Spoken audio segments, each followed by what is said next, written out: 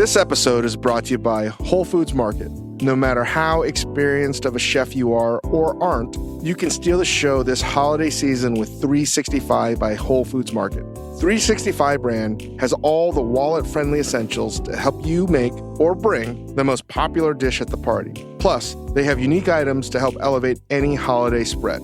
With a variety of delicious cheeses and a wide selection of wine, it's easy to find the perfect thing to cheers with.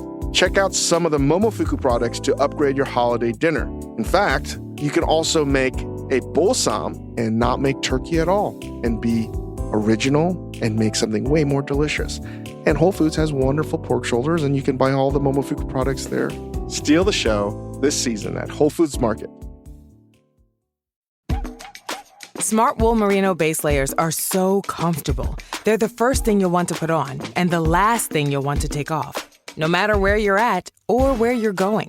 Because feeling good is the best way to keep you doing you. Smart Wool base layers, the most essential, versatile, and comfortable clothing for anything, anywhere. Shop base layers or find a local retailer at smartwool.com. Smart Wool. Go far. Feel good.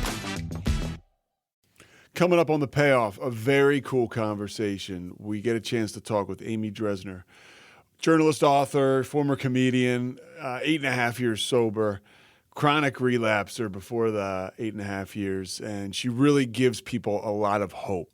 Her book, My Fair Junkie, was released about 4 years ago, and it was released to critical acclaim. She calls it a slow burn as the numbers have continued to go up. She doesn't talk about sales, but she sold a shitload of books. She also did a shitload of meth, and she talks about that in her book. And the reason I can chuckle is because she's sober today, and she's hilarious.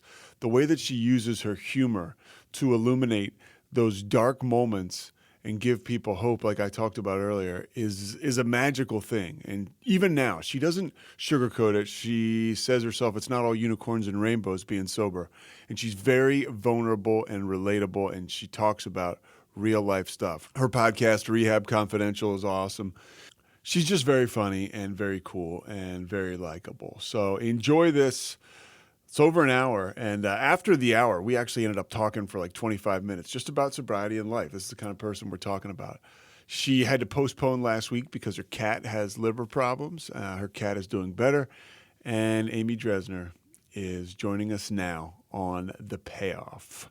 But first, Kevin Souza.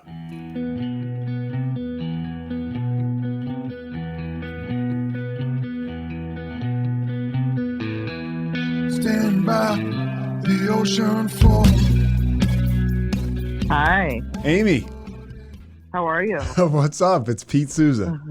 I know. Can I swear or not? Yes, you can swear. Mike is Okay. Mike. Say hi, Mike. He's our pizza producer. He's here. You're 8.5 years sober. Your story is amazing. I think one of the reasons that you're so attractive to people in sobriety is your vulnerability.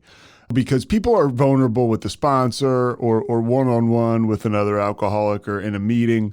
But you're totally out. You're raw and you're out there. And I think you kind of, other people are able to open up after listening to you or reading you. Yes, for sure. Absolutely. Yeah, I get a lot of private messages that are very, very intimate, where they're just like, oh my God, thank you. Like, I thought I was alone and you made me feel less ashamed. And like, and they tell me their story. And like, even last night, like, a lot of people shared before I got up and they were talking about shame and relapse. And so I addressed that right on before I started, about that. And so I think that a lot of people are very invested in looking good and it's like, I don't really see the point in that.